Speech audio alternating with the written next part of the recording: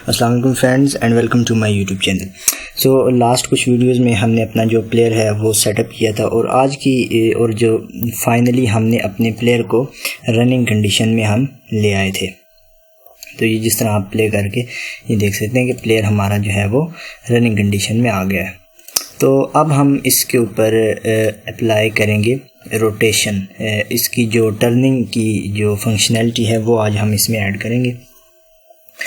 तो मैं अपना चैन प्लेयर का जो स्क्रिप्ट है वो मैं ओपन कर लेता हूँ और यहाँ पे आप जो फिक्स्ड अपडेट के अंदर देख रहे हैं ट्रांसफॉर्म डॉट ट्रांसलेट, तो ये बेसिकली 3 एक्सिस हैं, एक्स वाई और जी। तो एक्स और वाई एक्सिस पे हम इसको मूव नहीं कर रहे, इसलिए यहाँ पे हमने वैल्यू 0 0 दी है और जी एक्सिस पे जो है वो हमने इसे 1 दिया है और साथ में अपना जो स्पीड का वेरिएबल है वो इसके साथ मल्टीप्लाई किया है।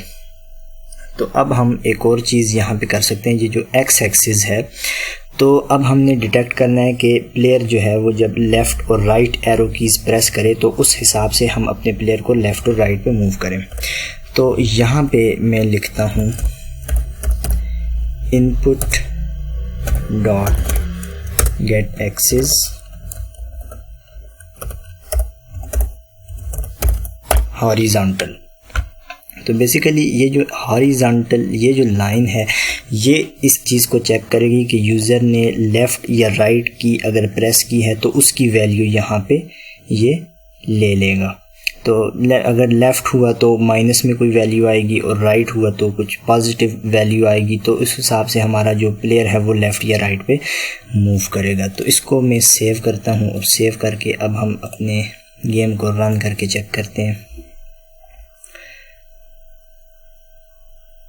अब मैं ये देख लेफ़्ट और राइट से हमारा प्लेयर जो है वो लेफ़्ट राइट मूव कर रहा है, मगर इसकी स्पीड जो है वो सेम उसी तरह जिस तरह पहले थी हमारे पास बहुत फास्ट है। तो उसको नॉर्मलाइज करने के लिए हम इसे टाइम डॉट डेल्टा टाइम के साथ मल्टीप्लाई कर देंगे। तो टाइम डॉट डेल्टा टाइम के साथ ये जो है इसकी जो मूवमेंट है वो कुछ ज़्यादा स्लो हो जाएगी। तो हम क्या करते हैं कि यहाँ पे एक और पब्लिक फ्लोट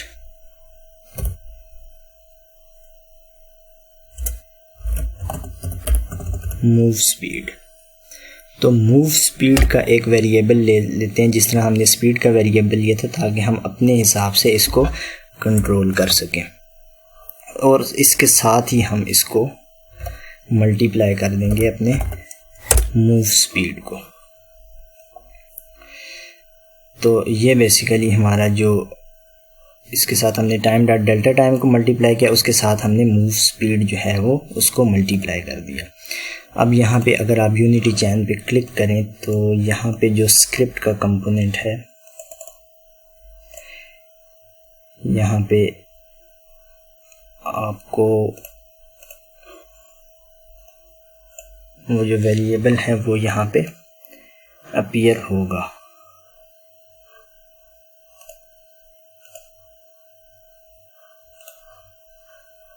तो यहाँ से इसको सेव करते हैं, सेव करके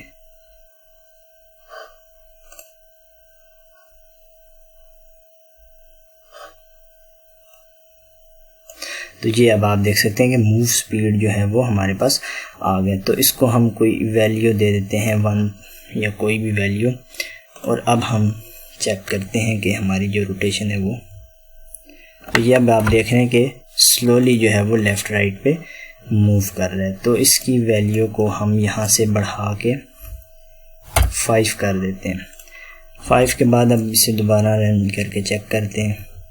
तो अब इस जो स्पीड है वो इसकी बिल्कुल ठीक है। तो अब हमारा प्लेयर जो है वो लेफ़्ट राइट मूव भी कर सकता है। एक और जो चीज़ हमने इसमें रिस्ट्रिक्ट करना है यूज़र को कि वो जब लेफ़्ट राइट की प्रेस करे तो इन बाउंड्रीज से, ये जो बाउंड्री है इससे बाहर हमारा प्लेयर जो है वो नहीं जाना चाहिए। इसी तरह ये लेफ़्ट और राइट साइड पे जो बाउंड्री है इसके बाहर हमारा प्लेयर जो है वो नहीं जाना चाहिए। तो इन एक्सिस को अब हम नोट कर लेते हैं अपने प्लेयर के हिसाब से। तो मैं प्लेयर को यहाँ पे इसकी बाउंड्री के साथ यहाँ पे मूव करता हूँ तो यहाँ पे आप पोजीशन देख रहे हैं 0.9। तो इसी तरह यहाँ पे -0 और यहाँ पे जो पोजीशन है वो इसकी 3.01 है। तो बेसिकली हमारा जो प्लेयर होगा वो इस बाउंड्री से बाहर नहीं जा सकता। 0.85 और 3.05। तो यहाँ हम कमेंट में इसको लिख लेते हैं 0.85 एंड 3.05।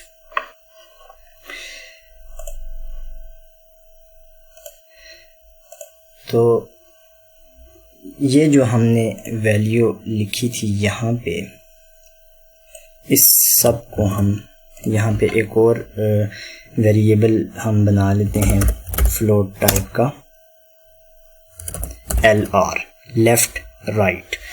तो LR और इसको इक्वल कर देते हैं हम अपनी इस वैल्यू के। तो यहाँ पे हम अपना जो वेरिएबल है LR लेफ़्ट राइट, तो इसको हम यहाँ पे प्लेस कर देते हैं। तो बेसिकली इससे जो है फ़र्क कोई नहीं पड़ेगा, ये सेम उसी तरह का कोड है। तो अब हम यहाँ पे